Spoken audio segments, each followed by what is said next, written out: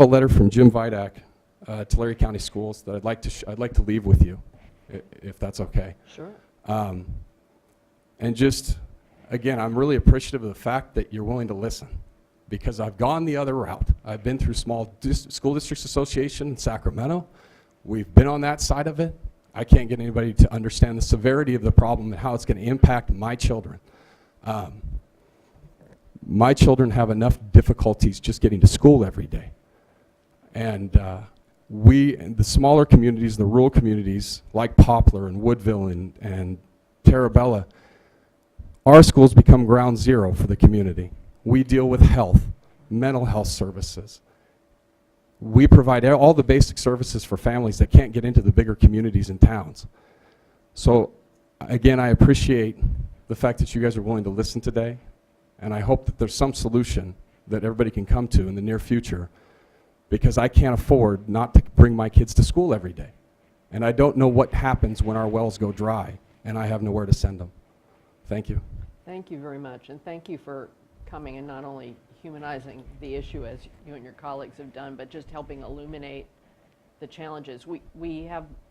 Sometimes we have multiple tools. It's not just the issue today that we have in front of us that would be a tool to use. There may be other tools, and working within the administration. Our folks are focusing on the Porterville area, but I do, trust me when I tell you that we will try and figure out how to use the tools at our disposal to be helpful to you. I appreciate that. Can't promise anything, but there are an array. But you've helped bring attention to even just the mechanics of how it works out there. And just so you know, the small school districts of Tulare County, we represent over 12,000 students.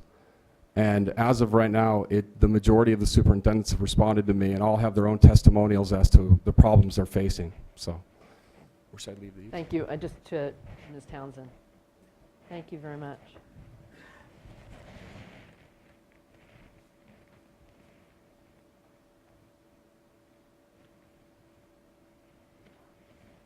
Tim O'Loughlin, SJTA.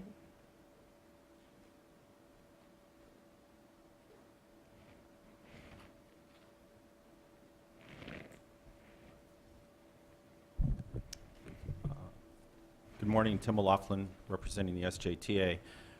Following that speaker is very difficult, hearing the on-ground impacts that are occurring in the valley, not only this year, but going into next year, given how poor storage is in the basin and the dry antecedent conditions upstream.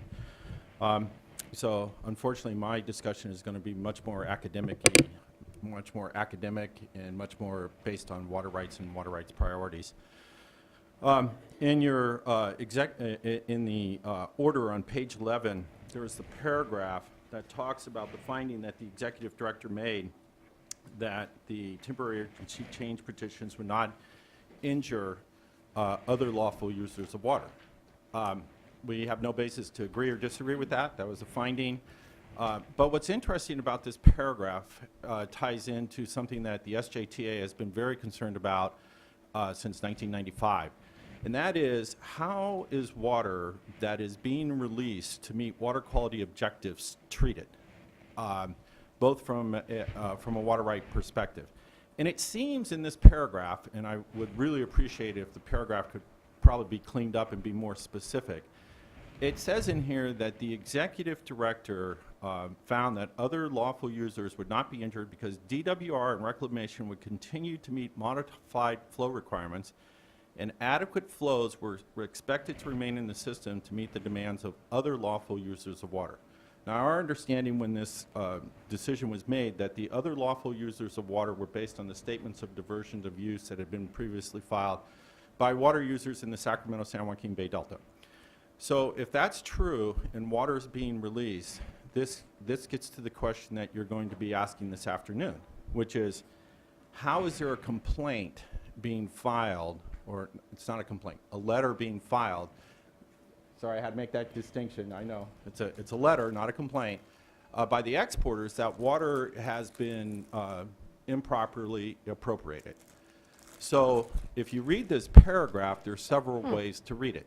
Clearly, water that's being released from the projects at, let's say, on Shasta, and it has a designation subject to rediversion at Banks or Clifton Court 4 Bay, and that 1,500 CFS goes down, and that 1,500 CFS is pumped, and that's stored water, we could probably all agree in this room that that water is protected, not subject to appropriation by anybody else, no matter what your water right is. I realize there's a commingling issue that Mr. Herrick and Nomalini have made, but leaving aside that, in a perfect world, if it was in a channel, nobody could touch it. The real question that pops up from this sentence and is of concern to the SJTA is, how is water that's being released and to meet a water quality objective treated? So in here, they talk about abandoned water. Is that water that's being released abandoned at Shasta? If it is released at Shasta and abandoned, then it's subject to appropriation by prior appropriators downstream who have the correct right. One of the points that we made in the SJTA in the 1995 water quality hearings was, if you're releasing water to meet an environmental objective, how is it protected and controlled? So in that decision, we did a 1707. So one of the interesting things about the order in the complaint that you've gotten, or the letter you've gotten, is how is that water treated as it moves down? So in that context, it's a risk assessment. So if the statement is, you have to release whatever water you have to release to meet the water quality objective, and embedded within that is all the accretions and depletions that occur in between, then we don't have a water right issue, and that burden is clearly on the projects. However, if the statement is that stored water being released to meet a water quality objective is protected until such time as it meets its objective, then as it says in here, those beneficial uses will be met. So I think one of the issues, and this is one of these classic little legal questions that we should try to get resolved, because it's going to pop up again next year, the following year, and clearly will prop up in phase one if and when you decide to release additional flows on the San Joaquin River to meet certain objectives downstream. So from our perspective, that's something that should definitely be cleaned up in the context of this paragraph. And if I had my druthers, I wish it'd be rewritten to be more specific as to what the findings that the executive director did make based on the factual situation that was presented, because I think that would help the regulated community understand, much like the issue you're going to face this afternoon, is that water available for appropriation or is it not? Does anybody have any questions? Well, I do. I'd like to hear from staff on this, because it almost looks like we're making a statement here about it being abandoned flow, and maybe that's not what we intend. No, I No. don't think so. That wasn't what was intended.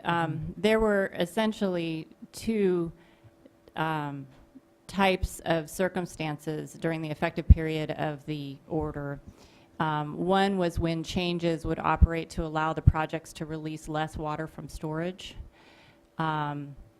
And under those circumstances, they might still be augmenting natural and abandoned flow with storage releases. And I am in agreement with Mr. O'Loughlin that water being released from storage, either for export or to meet objectives, is not available for appropriation by anyone. And there's nothing in this order, I think, that suggests otherwise. But there were some storm events also during the effective period of the order when, as long as the projects were meeting D1641 requirements, the order allowed them to export natural and abandoned flows. And conceivably, the changes could have allowed them to reduce natural and abandoned flows, not just their releases from storage.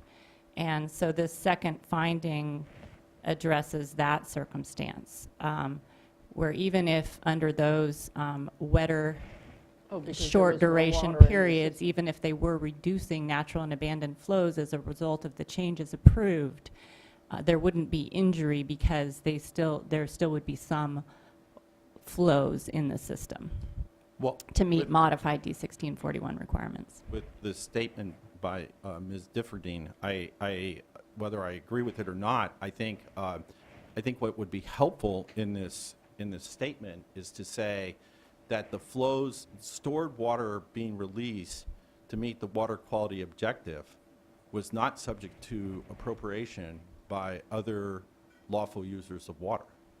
That that's really what's going on here, because then that leads to the question this afternoon. And I have no problem. I think basically what the regulated community wants to know is it protected, or do you view it as being protected? I guess is a better way of putting it, because what was wrong with D1641 was silent as to whether or not that water was being protected, and at what point and at what location.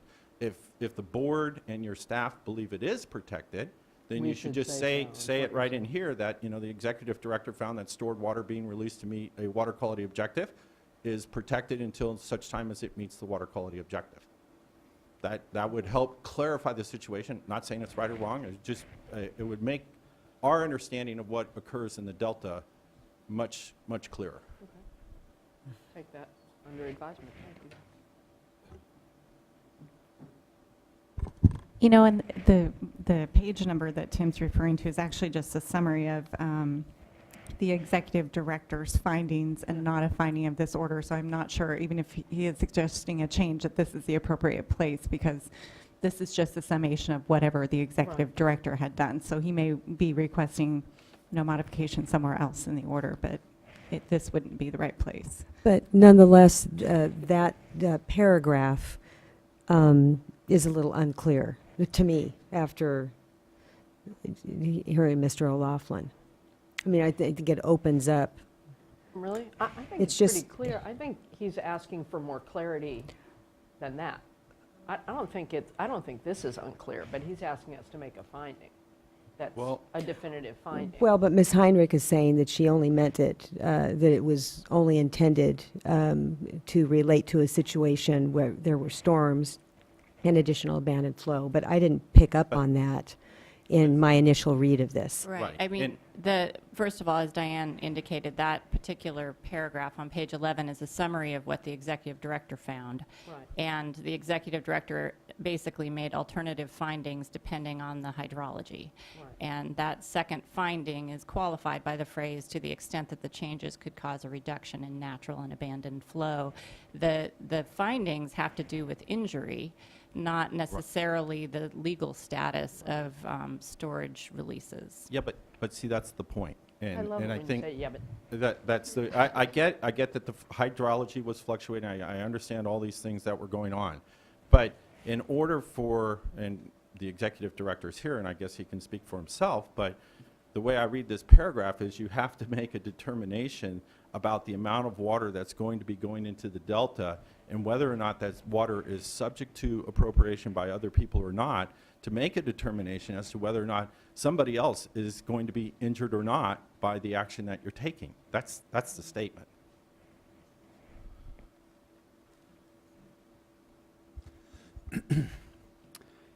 Let's see, how do I frame this exactly? If we were to do what, if the board were to make the finding as Tim has, I don't know if he's suggested it or suggested it as an alternative, what that would be a statement of is that the water board needs to extend term 91 to all post-1914 appropriators, and perhaps even beyond all post-1914 appropriators. The fact of the matter is that it isn't in all post-1914 appropriator permits or in even pre-1914 appropriator. You know, the board has never addressed that issue. And so the reality is that even though the board might want to hold a hearing or a proceeding at some point to decide whether or not to include term 91 in other people's permits, they haven't done that to date. And so people do go ahead and take that water. And so there is no injury from you know, the situation, because the parties don't have term 91 presently. Now, that might be different if we put term 91 into everybody's permit, but we haven't. yeah. And, right. yeah, but in any event, I don't think that the board wants to opine on that in this order, Context, because, you know, that would be a separate proceeding that I think the water board needs to take up if it wants to deal with that issue. Right, and we didn't do it in the context of emergency regulations, which was one of the options that you had all proposed. That was a bridge too That's far true. at the time. You did propose it, and we didn't do it at the time. And as I recall, there wasn't a lot of support for it at the time, but I also think there wasn't a lot of comprehension of what it was we were trying to do. So that is my, thank you, Tom, because the issue is really what's the appropriate context, and editing a summary does not seem to be the context for making a finding. But, Which is not to say the point isn't valid and then we wouldn't all agree to do it. but to the extent that this language is unclear, and some read it that we are going the other way, I just think tightening it up would be helpful. Do you want to just think about if there's any clarification from a summary perspective? We won't do it right now, but put it on your list. I don't know. Come back and we'll come back to it. It's not that The other we're going issue the is- other way, it's that the reality today is that we haven't gone to the term that Right. we want to. Right. And so that's what the situation is today. It is unclear. So what I read into Ms. Heinrich's comments was, though, that this was intended to reference the changing hydrology with the storms. But Right, that's what you read it more broadly than that, Mr. Howard?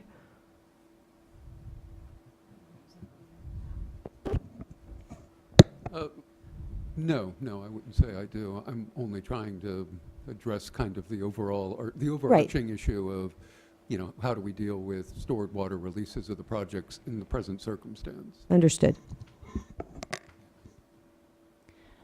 And again, to the extent that this is a summation of 7 different orders, I think the specifics for each order are addressed in those orders, and it's a very summary statement about what probably took a couple of pages in each one of those orders. Yeah, So probably there's true. that. It is clarified in other locations as well. I understand, but I just hate to, well, we can hear from others on this. Maybe the others will comment, but I hate to open up an issue where we don't necessarily need to.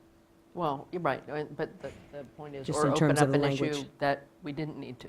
Oh, no, Right, so no, that's- no, that No, I is the understand. challenge. That's why I That- want to give them a chance to think about it. Yeah, I understand that. I'm Think not necessarily saying that we need to go along with Mr. O'Loughlin's suggestion, which would be going the other way. Right.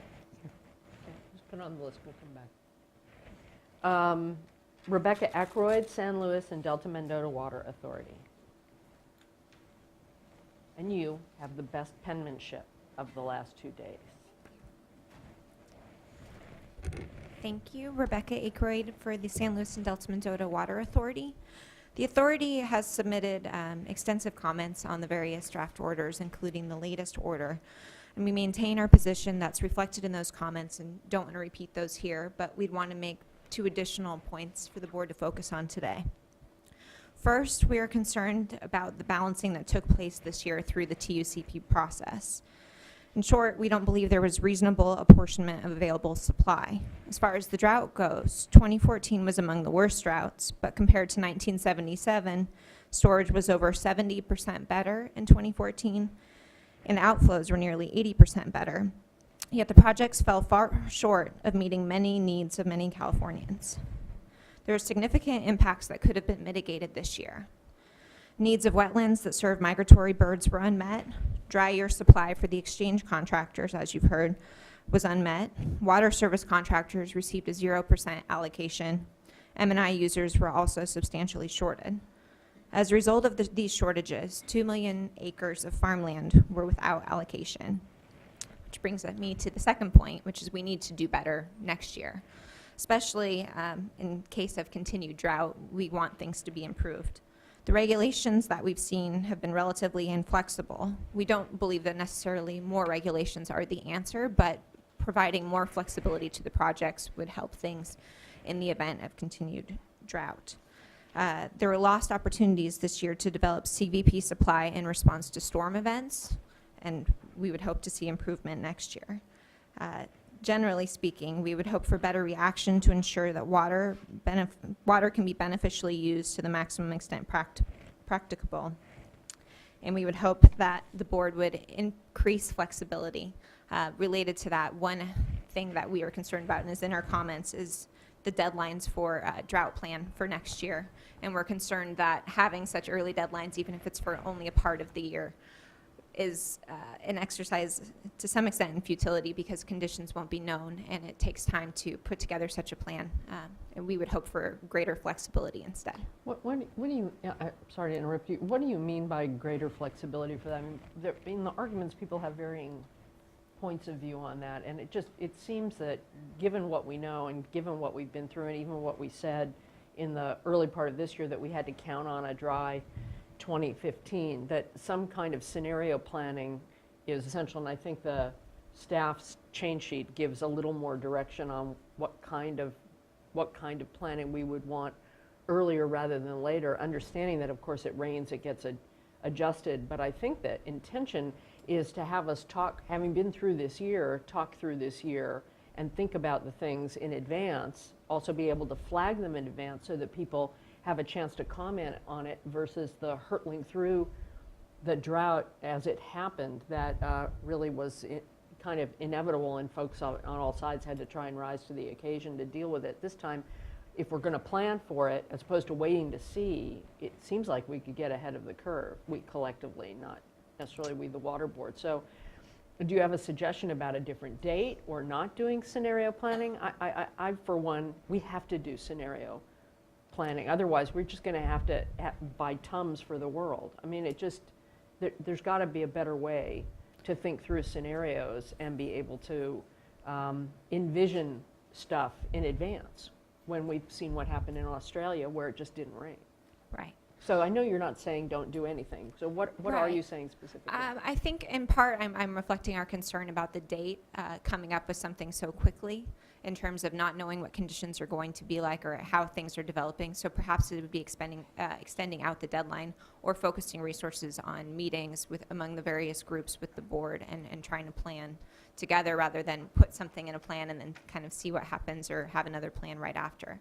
I think it's just more of a matter of where to put resources. So you're saying not make it just a piece of paper on October 15th and then nothing till January 15th.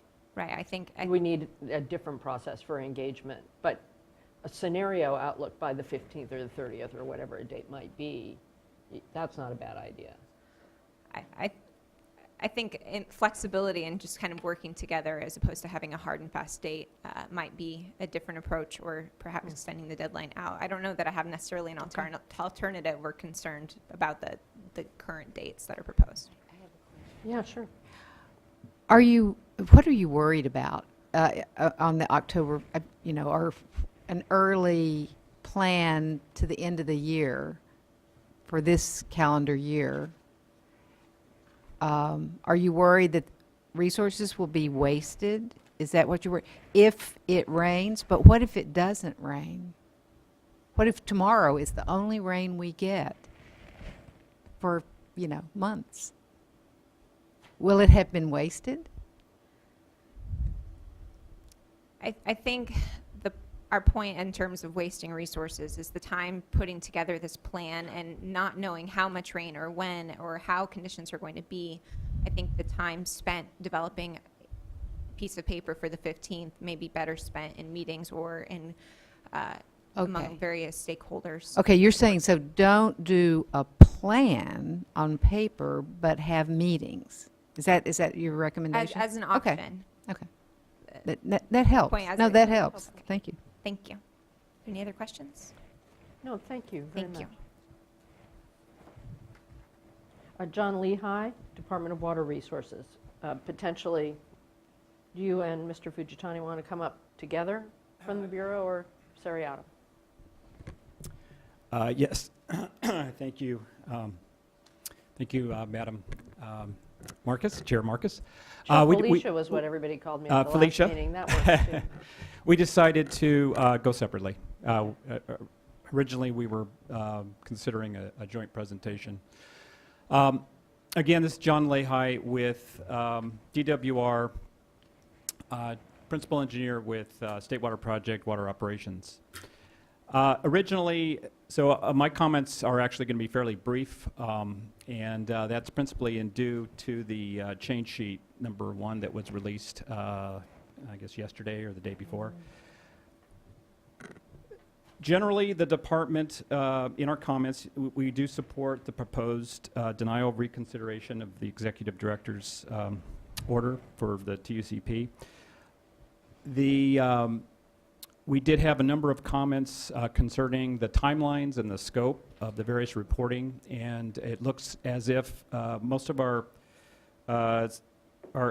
comments were adequately addressed by this change sheet number 1. So, and in particular, the requirement for the contingency plan, bifurcating that between what occurs in the first quarter of the water year versus the remainder of 2015, when we'll have a much better feel for what sort of stored water we'll have to manage the system in 2015. So we can focus our efforts on the October 15th on really more focused on what operations we're looking at the first quarter. And so we appreciate the board staff listening, and I'm open for any questions you might have this time.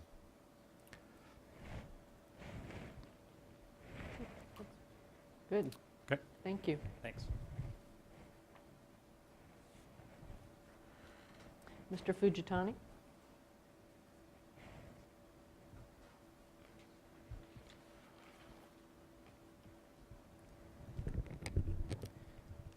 Thank you, Chair Marcus and Co-Chair, board members.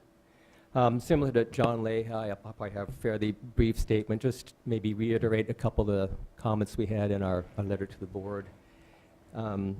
We appreciate the revisions that were made a couple days ago in the order. It looks like you had considered some more comments. A couple of things I wanted to point out, though. Condition 4 proposed to amend the requirement of DWR and Reclamation to report the amount of water conserved through changes authorized within 10 working days. And as we noted, that was changed to 20 working days after the first day of the following month, and I appreciate that change, and that's something we'll work to meet.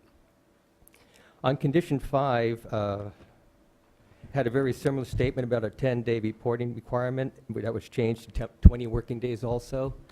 We will work to meet that requirement too, but just so the board's aware of some of the difficulties we have with this requirement, this specific requirement, or condition 5, deals with the reporting of, make sure I get this right, it was more the water balance. Right. And to obtain this data, what we need to do is we actually get information from the water districts that have to go out and collect meter readings at the end of the month. So the water districts have to go out, collect the meter readings, review and do QA, QC on that data. That information is then passed along to our area offices, who do their own checks of the data, which is then submitted to our Central Valley Operations Office. And we're many times lucky to get that by mid-month. So that's what we're working against, and that's why we had a difficulty with the 10 working days. So we will work towards meeting the 20 working days, but at times there may be gaps in the data, just trying to get all the information in from the I do field offices. understand that, but I also feel like this is all in the context of an emergency. And big changes made in existing objectives, implementation, water rights. And so it calls on everyone in the system, from the water agencies on up, to figure out how to do things differently. So I will say the 20 days is okay, but business as usual is not. Understood. Condition 6.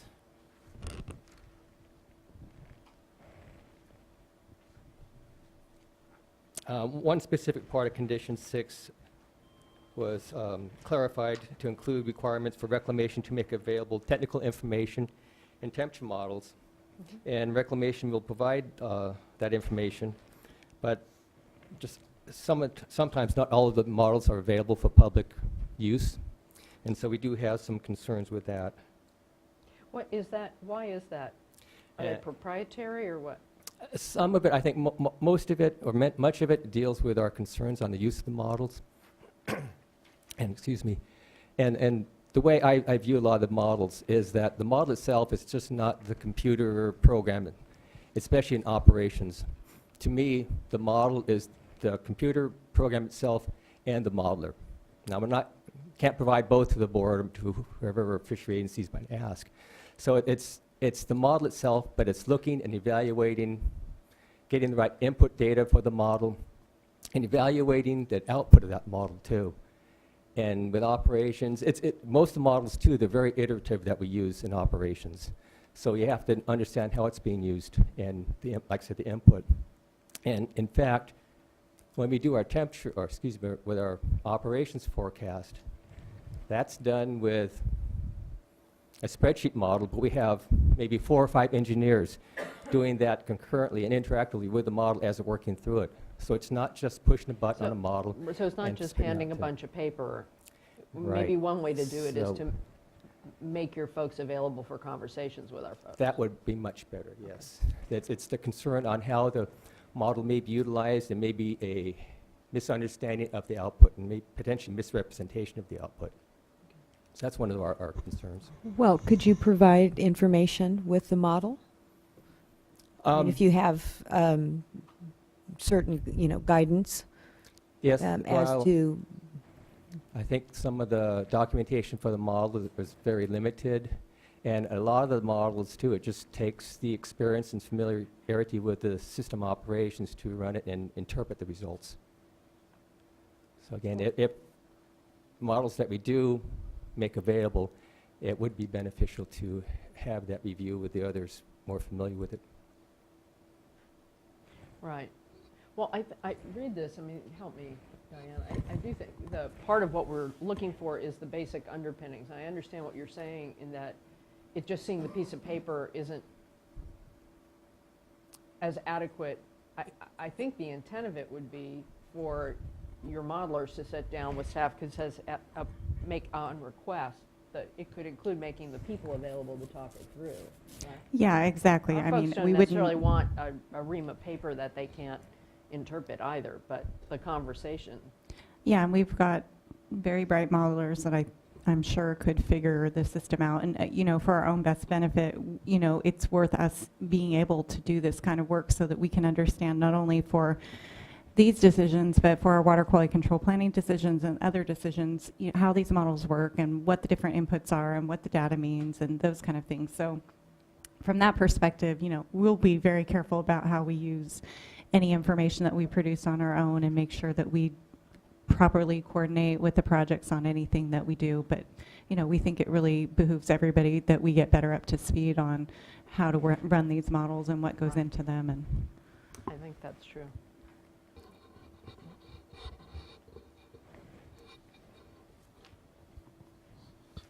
Yeah, no, I understand. That's a understood caveat on tools of modeling.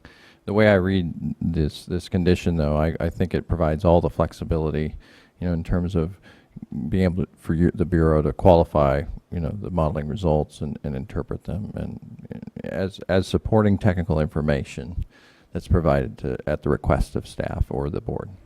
So we understand. I believe. I think this language doesn't preclude that kind of nuanced interaction about modeling. Right, but what I would say is you're interpreting it as not requiring the models. I wouldn't interpret it as not requiring the models. I would interpret it as requiring you all figuring out how to work together, that we get the information That was we clear in need. the revisions that were Yeah. updated later. Yeah, it's when it says Okay. provided temperature models, so yes. Moving on to condition 11, I think that that does deal with the submittal of the drought operations plan, and I think that the update addressed our concerns there, so we can focus on a more detailed type of operation for the next few months and worry about the January through the remainder of the water year later when we start getting better hydrologic data. So we appreciate that change. Right, but we will be doing conversations about scenario planning as part of the group that we're going to start meeting with next week. So, you're looking at a detailed ops plan.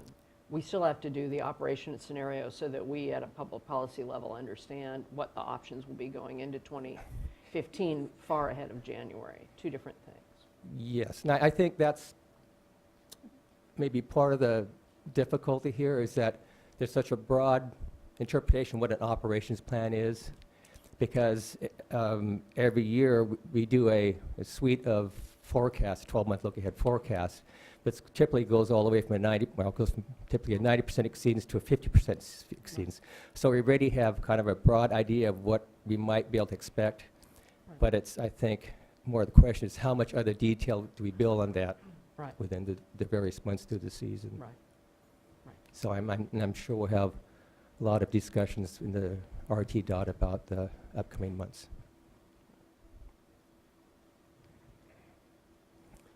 And very similar to that, condition 12B proposed to require reclamation to coordinate with the fishery agencies and submit a temperature operations plan by December 1st. And that was revised to January 15th, and I appreciate that change there. And I understand, I think that January 15th date was actually in our letter.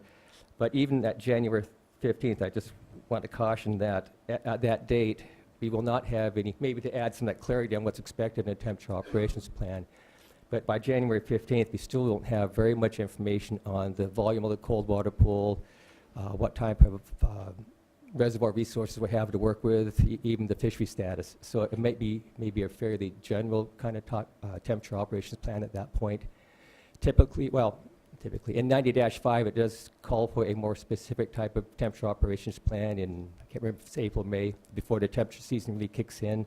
So that's when we'll be doing more of the detailed analysis on probably compliance point objectives and how we're attaining those objectives. Yeah, I realize in some cases, I think this year there was a challenge of the perfect being the enemy of the good frequently, and it gets back to what we were talking about. When you're doing an actual operations plan of what it is you're going to do, more information is helpful.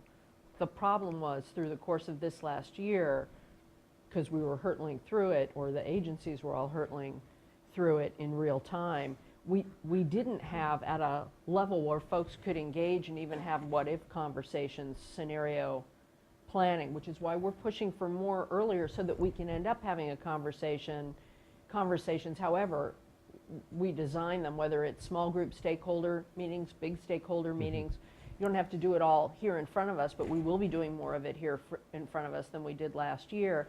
And so the time taken to talk about the what-ifs or even the outlines of the plan in a way that's accessible to us, to the public, to others, will allow for much better decision making when you get to the specific operations plan. I think that's where a lot of the objections and a lot of the discomfort through the course of last year is just everybody was sort of hair on fire trying to catch up with every last thing. This time, as much as it doesn't feel like we have a lot of time, I think it behooves us to even put out the sort of draft concept papers of what we might do, because we can project. If we project it's not going to rain and we figured out our worst case scenario, then we can move backwards. So that's, I think, where the difference in focus is. And it may be the difference between public policy geeks and more technical experts, but the public policy geeks among us had a hard time last year. And so we're going to need to do it differently next year. That background helps. And I think I can see a lot of those discussions happening again at the RT dot type of meetings. But also public meeting, more another public plug for the meetings, RT dot. where we get the good ideas from everybody out there, because once folks started meeting with folks out there, better ideas popped out. It's always, we operate in a public, more ideas are better. Yeah, because certainly by January 15th, with our suite of forecasts we do get some indication as to the type of temperature problems we might be encountering in the coming months. So we could start some of those discussions earlier. And I would add that you indicated several things that you may be limited in even by January 15. Well, part of this process will identify maybe we need to have greater capacity to get that information earlier than we do, or so it's an opportunity to imagine a different future in terms of planning, and maybe we need to invest in some technology or whatever. I don't know what it would be, but I see this as an opportunity, not as oh my goodness, I'm going to miss something. That's not the point. If you're missing something, maybe that's something that we need to figure out how to get it in the future. Well, probably the key one that I'm kind of caught on is the hydrology. And really, we don't start getting our hydrology forecasted runoff information until maybe some preliminary things December, but really January, February. And those are based on snow surveys taken on the first of the month. So that's just really determined by what we observe on the ground on those days. Are just that is just not available. So Right, understood. And that drives so much of our operations. well, I think the issue, if we can work through conversations, whatever suite of tools we use, on the scenario planning of it's as bad a year as this year, that will help a lot of people. If it, that level of what if, and go through it and what the contingency plan might be, not all down to the details, that's the kind of conversation where you can invite people to give suggestions and help us also envision realistically how bad it could be at a couple of different levels and what we might do so that people have the outlines of it, not a promise of what we will do, because that has to depend on the hydrology, right? Yes, and that was, Right. it's that one I've statement been kind in of caught my operations ear. too, so I get the challenge, but we have to do both. I guess that statement caught my ear, and I'm going to add this other comment, but the a promise of what we are going to do. And it's that kind of perception that has caused some of our concerns, because it's so many times we put out a forecast of operations which show how the reservoirs may operate under a given operational conditions and given assumptions and operational criteria. And so one may see a carryover storage at Shasta at, say, 1.1 million acre feet or something, and all of a sudden later on in the year they say, well, you have a target carryover here of Shasta of 1 million acre feet, whatever it might be. And well, no, that wasn't necessarily a target. That was the result of operating to all these conditions and criteria. So it's that kind of perception and use of the forecast and things, and maybe which is a little bit, It's all about it's not a communication, promising, just how it's caveats. interpreted. Right, Yeah. exactly. But the answer isn't to not do it, that's all. That's not the right answer in this arena. So we just have to figure out how to do it with enough caveats, bells and whistles, that doesn't happen. Or we all have to remember when someone raises it and it's wrong, and I'll help you say that's not what it was. The information is very valuable. We just have to make sure we use it correctly. Yeah, and I'll just jump in here. I think that just based on how things went, folks were scrambling in the beginning, and it took a while to get the lines of communication open and the ability to readily get folks together and have those conversations. So it kind of like what Ms. Riddle was saying, having access to the temperature models, that additional information will be very helpful. Of course, they're going to want to hear from you about what you have to say, and I think the same goes with any information that's presented. The earlier we get started, the better. The more communication, the better, and the more the broad stakeholder community has access to this information, they'll better understand sort of the constraints that you usually operate under. Yeah, I'm done. Well, great, thank you. And thanks for all the hard work through the year and the hard work to come. Appreciate it. All right.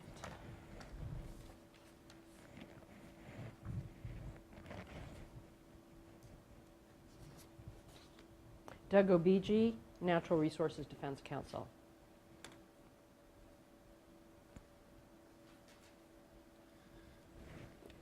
Good morning. Morning. Doug Obigi with the Natural Resources Defense Council.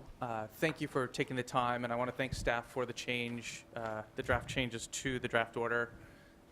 It's clear that in a drought, everyone suffers, and it really does highlight the seeming inequity of our water rights system. You have some water users getting 100% of their supply on the Feather River, others getting 75% with settlement contractors, some getting zero. And that's a really tough situation to square with the equities of everyone trying to get through this drought. And the same is true with fish and wildlife.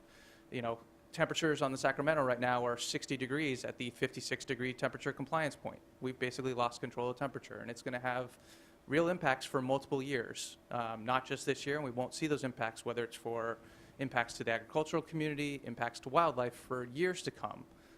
We've seen in prior droughts like 77, part of the reason why we have so many invasive species problems is that we've taken too much water out of the system, and that has hastened the invasion of the estuary with invasive species. So it is a tough balancing act, and we recognize that. And I really want to focus less on looking back, what happened this year, because we do think that most of our objections and requests for consideration really are mooted. Although I would like to encourage the board to have a workshop in the next couple months as folks are developing this draft plan to look back at operations in 2014, where water went, what are the lessons that we learned, did we meet our carryover storage targets, did we meet temperature, are we meeting M&I needs, health and safety needs, et cetera. And I think that kind of workshop would be really informative going forward. We do appreciate the changes. You know, I think modifying footnote number 17, now footnote 18 regarding the existence of spring run Chinook salmon, that's a big issue for us. We'd prefer to see the last sentence of that footnote cut entirely. I'm not going to fall on my sword over it.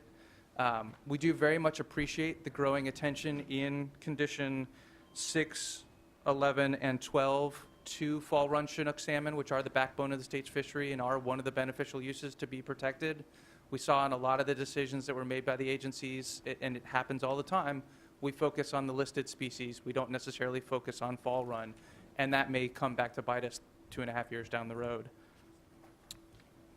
I really want to focus on planning for 2015 because the Bureau has released its initial September forecasts, and they are grim, and it's going to be another bad year. And I really am encouraged that the board is asking the water agencies to come in advance with a plan. And I think it's critical to have that plan earlier rather than later for 2 reasons. One is that it does help with this public dialogue about how we're balancing all these different beneficial uses. And second, and perhaps more importantly, is that we get that plan in place before initial allocation decisions are made. One of the things that we saw this year was that once we made those allocations, the CVP and the state made their allocations to senior contractors, whether that's on the Stanislaus, Sacramento, or the Feather River, we greatly constrained our ability to meet water quality standards, temperature compliance, and upstream storage. And those are trade-offs that we need to have more open discussion about. None of those senior water rights is above the law. None of them is exempt from the public trust. And our feeling is that this draft contingency plan for 2015 should start with the assumption that we will comply with D1641 in the biological opinions. We have plans in place. They have far weaker protections in dry years. They have planned for droughts. That said, we may very well need to make changes given the hydrology, given the low storage levels, and we are very lucky, or I think you guys exercised some real foresight to ensure that we had storage going into next year so that we weren't in a worse situation than we could be right now. But ultimately, we do need to have a better understanding of those trade-offs. And so I strongly encourage you both to have that workshop and to make sure that the plan of operations does start from the baseline of compliance with standards and does come out and look at the trade-offs between meeting senior water rights deliveries for their senior contractors and the ability to meet the permit terms and requirements. Thank you. Great. Thank you. Questions? Thank you for your very thoughtful and detailed comment. Michael Jackson for CSPA, Sea-Win, and Aqua Alliance. Hello, Mr. Jackson. Yes, thank you very much for the opportunity. The written material is our position. I'm not going to go through that again. And I'll start out because everybody always tells me, always start out with the credit first. You had a very hard year. You were extremely responsive, maybe not in the way I would like, but you sure worked hard, and I appreciate that. You did bring people together, the wrong people, as far as I'm concerned. The junior water rights holders are really the only ones that are part of your operations group, and that doesn't make any sense. But it's nice to have an operations group, so congratulations for that. I'm really happy to hear that you're interested in finding out what's in the black boxes in terms of the models. I believe that should be public information. These are governmental agencies reporting to you, and if you're going to be in the room with them in terms of operations, you probably ought to know the source of what it is they're telling you. Those of us who are not in that arrangement would be a little more or a little less suspicious if you actually knew and your staff actually knew what was going on in those models rather than just receiving them as general information. I agree with Mr. Obigi partly in the sense that I think it is more important going forward rather than looking backward. But looking backward is a way to influence what you do going forward. We're not dealing with 20th century hydrology anymore, and the Attorney General's office and the U.S. Attorney's office can make those arguments on everything that comes up in terms of their decisions. But I think it would be really good for the state board to acknowledge that you're going to reassess where we are based upon 21st century hydrology, in particular the expectation of climate change. Because as someone who lives in the mountains above Lake Oroville and who grew up just below Shasta in Redding and returns there, I've seen both reservoirs in the last week. If the Pitt River wasn't pumping groundwater or water from the ground into the Sacramento system, there wouldn't be anything there. The Trinity River fish are likely to die if you don't control the water taken out of the Trinity to put it into the Sacramento. And as you just heard, the temperature right now for the Sacramento fish trapped below Keswick is 60 degrees at the compliance point. So all of those are things that you can do scenarios about right now. We can't find complete data about how much water is coming into the reservoirs at this point. There doesn't seem to be appropriate gauging. And if you don't know what's coming in, it's really hard to determine what should go out. If you get to the step of trying to determine what is an unreasonable effect on fish and wildlife, which you're required to do in every one of these temporary orders, you might need all of this information. Unreasonable, in the dictionary sort of means that circumstances control what's reasonable and what's unreasonable, and those change. So you're going to need all of the data you're trying to get, and I really appreciate that you're doing that. In particular, I'd like to point out that there is no evidence that I can find in what you've done to determine that there was no unreasonable effect on fish and wildlife this year. The numbers of Delta smelt dropped to the lowest in history.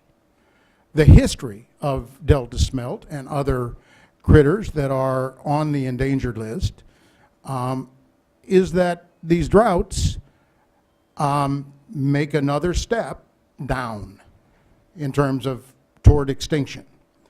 The Delta smelt numbers, again, are the lowest in history this year, right now. And I don't see any of that in the justification for your order saying there's no unreasonable effect on fish and wildlife. You're not using the best available science. We're trying to determine what the actual outflow is, either from